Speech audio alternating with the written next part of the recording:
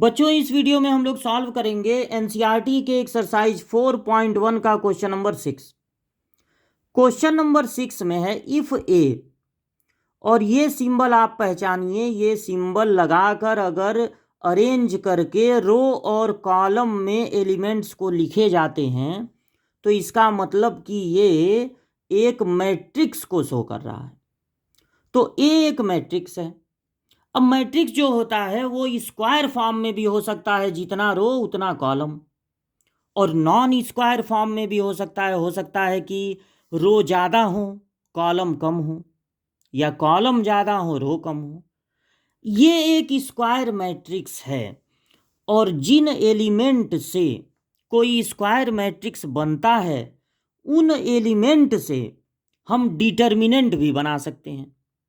Matrix हमेशा matrix form में ही होता है, लेकिन हर डिटर्मिनेंट की एक यूनिक वैल्यू होती है।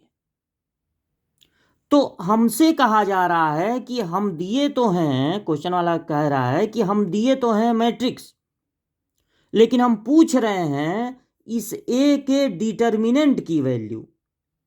तो हम लोग क्या करेंगे कि इन एलिमेंट से एक डिटर्मिनेंट बना लेंगे, इनसे बना लेंगे एक डिटर्मिनेंट, इन्हीं एलिमेंट को लेके।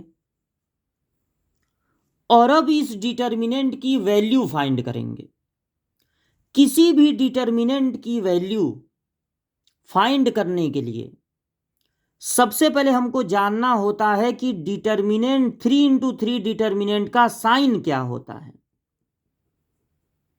तो यहां होता है प्लस, यहां माइनस, यहां प्लस, फिर माइनस प्लस माइनस, और फिर प्लस माइनस प्लस। इस तरह से डिटर्मिनेंट का साइन होता है।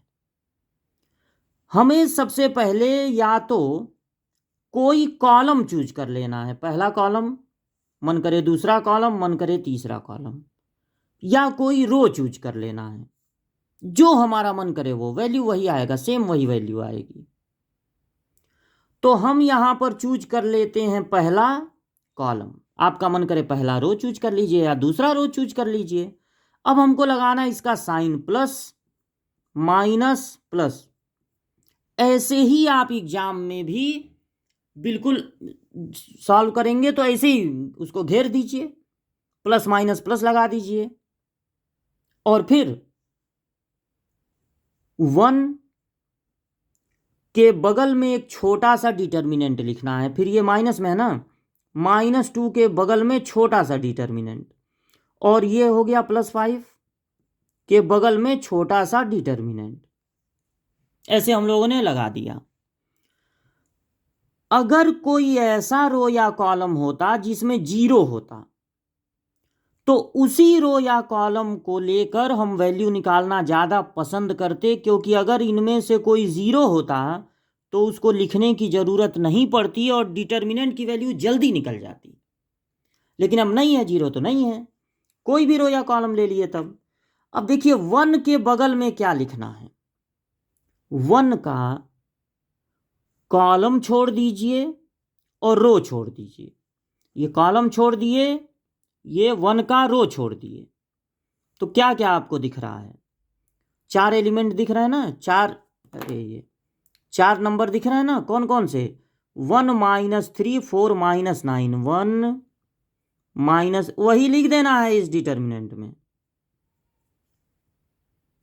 और अब ये 2 का अगर कॉलम छोड़ दिया जाए और 2 का रो छोड़ दिया जाए, ये दोनों, तो ये 4 एलिमेंट बचेंगे।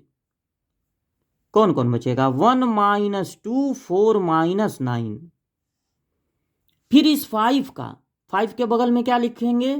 5 का कॉलम छोड़ देंगे, 5 का रो छोड़ देंगे, तो ये जो 4 नंबर बच रहे हैं 1 1 -2 -3, वही यहां पर लिख देना है। अब 1 को नोट करके, ये 2 × 2 का डिटर्मिनेंट है। 2 × 2 के डिटर्मिनेंट की वैल्यू निकलती है क्रॉस मल्टीप्लाई से। पहले ये प्रिंसिपल डायगोनल का मल्टीप्लाई होगा, -9, फिर अपने तरफ से माइनस लगा देंगे, ये माइनस फार्मूले में होता है। इनका मल्टीप्लाई करेंगे -9, फिर अपने तरफ से माइनस लगा देंगे। अब इनका मल्टीप्लाई करेंगे -12, तो जब यहां लिखेंगे तो माइनस माइनस हो जाएगा प्लस। अब इनका मल्टीप्लाई -9, फिर अपने तरफ से माइनस लगा देंगे और इनका मल्टीप्लाई होगा -8, तो जब यहां लिखेंगे -8 तो माइनस माइनस हो जाएगा प्लस। फिर यहां पर 5, इनका मल्टीप्लाई -3, फिर अपने तरफ से माइनस लगा देंगे। इनका मल्टीप्लाई -2, तो माइनस माइनस हो जाएगा प्लस। अब 12 में 9 माइनस होगा 3, 3 1 जा 3, ये मिलकर होंगे -1। -1 का -2 में मल्टीप्लाई +2, ये होगा -1। -1 का 5 में मल्टीप्लाई -5, यानी इस डिटर्मिनेंट की वैल्यू 0 होगी।